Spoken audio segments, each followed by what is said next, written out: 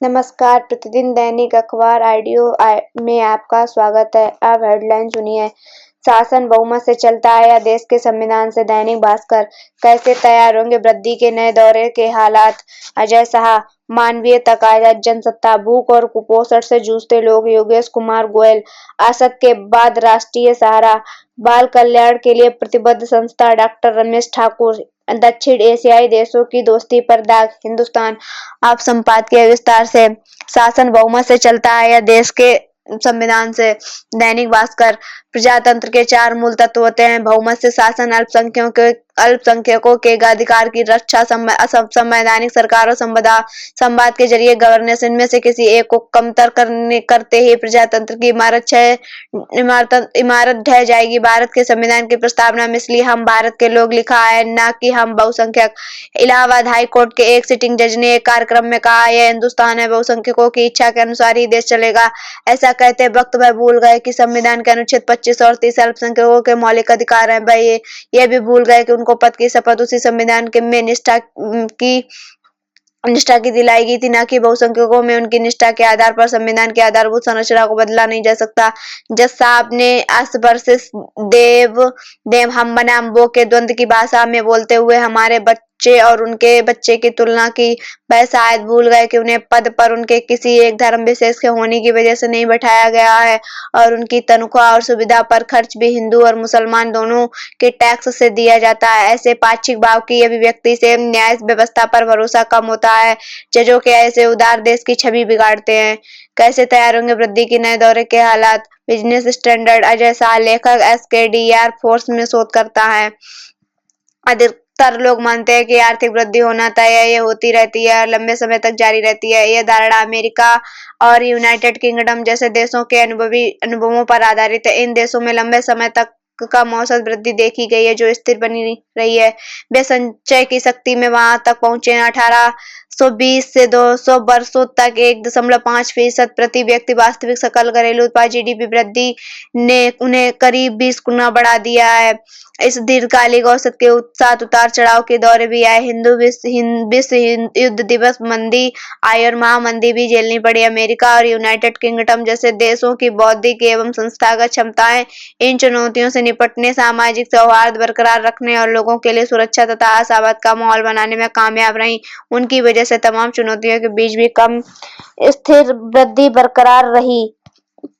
कि विकसित देशों की बौद्धिक और संस्थागत क्षमता के सामने अभूतपूर्व चुनौतियां हैं। उनके लिए सामाजिक सौहार्द बरकरार रखना और लोगों के लिए सुरक्षा एवं आशावाद का माहौल बनाए रखना बहुत मुश्किल है। क्या कछुआ अपनी चाल से चलता रहेगा? क्या ये 1861 से 1865 के अमेरिका गृह युद्ध की तुलना में मामूली झटका भर है? क्या विकसित देशों में वृद्धि का रुझान कमजोर पड़ेगा? यह आज का बहुत बड़ा सवाल है। भारत के लिए संदर्भ इसी से तय होता है। हम वृद्धि के अगले दौर के लिए हालात कैसे तैयार कर सकते हैं? हमें वैश्विक आर्थिक कठिनाइयों से होने वाले संभावित प्रतिकूल प्रभावों, चीन की आक्रामकता से होने वाले खतरे और देश में बौद्धिक तथा संस्थागत गुणवत्ता की मुश्किलों पर विचार करना होगा। मानवीय तकाजा, जनसत्ता। करीब 4 महीने पहले बांग्लादेश में तख्तापलट और नई सरकार बनने के बाद भारत के विदेश सचिव पहली बार वहां की यात्रा पर गए, मगर अफसोस कि उनकी यह यात्रा पड़ोसी देश के साथ कूटनीतिक संबंधों से जुड़े मसलों पर बातचीत से ज्यादा बांग्लादेश की अल्पसंख्यक आबादी के खिलाफ वहां के लोगों और सरकार के रवैये पर चिंता की वजह से हुई, ताकि स्थिति में कुछ सुधार आ सके। यह छिपा नहीं है कि शेख हसीना सरकार गिरने के बाद से ही बांग्लादेश में किसी न किसी बहाने अल्पसंख्यकों के जीवन को मुश्किल बनाने का प्रयास किया जा रहा है। कई जगहों पर खुली हिंसा की खबरें आई। अंदाजा इससे लगाया जा सकता है कि इस मसले पर अमेरिका तक ने चिंता जताई कि बांग्लादेश में हिंदुओं के साथ जो हो रहा है वह अनुचित है और उस पर तुरंत रोक लगाई जानी चाहिए। मगर चौतरफा आलोचना के बावजूद फिलहाल बांग्लादेश की सत्ता संभाल रही सरकार ने उपद्रवी तत्वों के खिलाफ सख्त कार्रवाई करना और स्थिति को संभालना जरूरी नहीं समझा, ताकि वहां हिंदू पहचान वाले लोग और अन्य अल्पसंख्यक समुदाय खुद को सुरक्षित महसूस कर सकें। वहां के विदेश मंत्रालय की ओर से अब जारी बयान में जिस तरह अल्पसंख्यकों पर हमले और उसकी उपजी स्थिति को बांग्लादेश का आंतरिक मामला बताया गया है, उससे साफ है कि पीड़ित समुदायों की सुरक्षा का भरोसा देने के बावजूद सरकार हालात की गंभीरता को नजरअंदाज कर रही है। वह ध्यान रखने की जरूरत है कि अगस्त की शुरुआत में एक अराजक बगावत के बाद बांग्लादेश की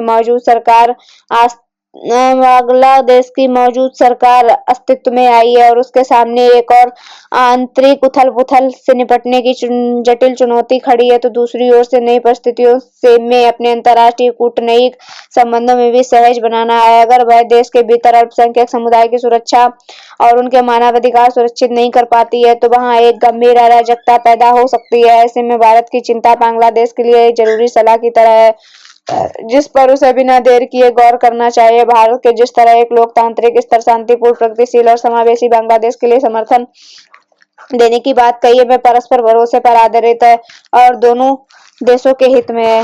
भूख और कुपोषण से जूझते लोग। योगेश कुमार गोयल। दुनिया की आबादी के साथ भूख की बड़ी समस्या बढ़ रही है। ऐसे कई राष्ट्र हैं जो इस समस्या से बुरी तरह जूझ रहे हैं। मानवता के लिए भुखमरी एक गंभीर समस्या है जो न केवल जीवन को प्रभावित करती है बल्कि सामाजिक और आर्थिक स्थिरता को भी जन्म देती है। यह विडंबना ही है कि तकनीकी और आर्थिक प्रगति के बावजूद 21वीं सदी में भी वैश्विक भुखमरी बड़ी चुनौती बनी हुई है। संयुक्त राष्ट्र के खाद्य और कृषि संगठन FAO के अनुसार दुनिया भर में 82 करोड़ से ज्यादा लोग भुखमरी के शिकार हैं।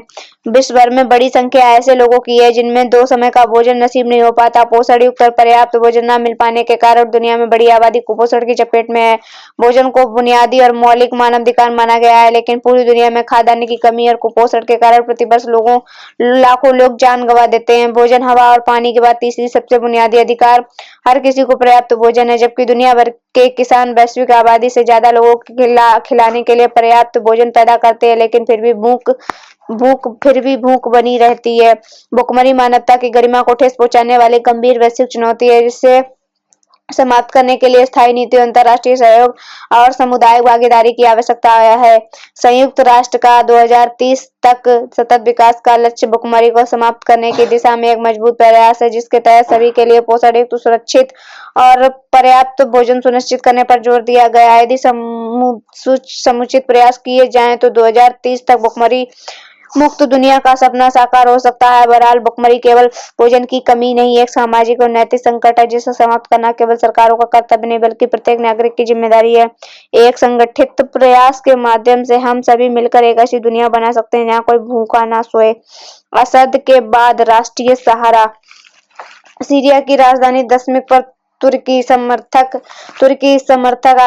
आतंकवादी संगठन हयात तहरीर अल-शाम HTS के विद्रोहियों के कब्जे के बाद राष्ट्रपति बशर को देश छोड़कर रस भागना पड़ा और इस तरह असर परिवार के 5 दशकों में धर्मनिरपेक्ष लेकिन अधिनायकवादी सत्ता का अंत हो गया। सीरिया में लंबे समय से दुनिया भर के जिहादी संगठन असद के खिलाफ मुहिम चला रहे थे। अरब स्प्रिंग के दौरान मार्च 2011 में राष्ट्रपति असद के इस्तीफे की मांग को लेकर विरोध प्रदर्शन हुआ, लेकिन उनकी सरकार ने बड़ी क्रूरता के साथ इस विद्रोह प्रदर्शन को दबा दिया था। विश्व नेता और मानवाधिकार समूह के असद सरकार की इस कार्रवाई की निंदा की थी। इस घटना के बाद राष्ट्रपति असद की सरकार दबाव में आ गई और घरेलू मोर्चे पर अनेक चुनौतियों का सामना करना पड़ा। रूस और ईरान के सहयोग से असद सत्ता में बने रहे।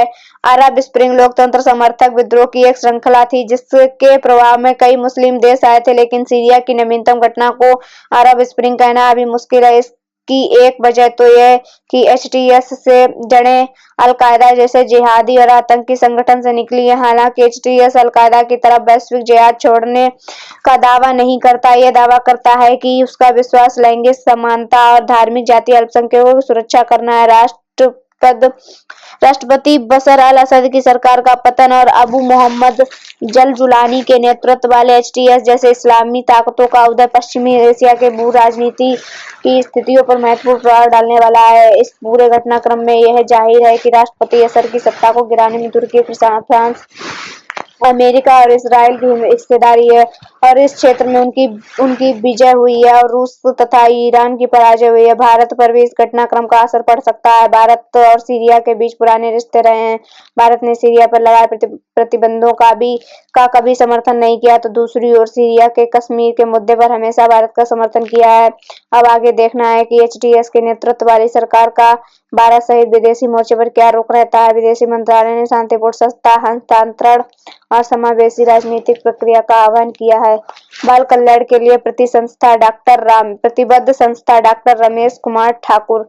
बाल कल्याण की बात हो या उनके अधिकारों की रक्षा, दोनों में प्रहरी की भूमिका निभाती हुई यूनिसेफ, इसलिए यूनिसेफ का नाम सुनते ही मन मस्तिष्क में बच्चे इर्द गिर्द घूमने लगते हैं, साथ ही उनकी समस्याओं और प्रयासों का जिक्र भी होने लगता है। आज विश्व यूनिसेफ दिवस है, एक ऐसी संस्था जो संसार के 190 देशों के बेहद दुर्गम स्थानों पर पहुंचकर बच्चों के अधिकारों की हिमायत के लिए मजबूती से लड़ती है। बाल कल्याण की सुविधाएं विश्व के प्रत्येक जरूरतमंद, कमजोर और वंचित बच्चों तक पहुंचे, इसलिए यूनिसेफ की टीमें 24 घंटे ग्राउंड जीरो पर तैनात रहती हैं। बीते 2 दशकों में विश्व भर के बच्चों को जीवित रहने के दर में बहुत अधिक वृद्धि देखी गई है। 2016 में दुनिया भर में अपने 5वें जन्मदिन से पहले मर जाने वाले बच्चों की संख्या आधी होकर 56 लाख तक रह गई है, जिसके बावजूद नवजात शिशुओं के लिए प्रगति धीमी रही है।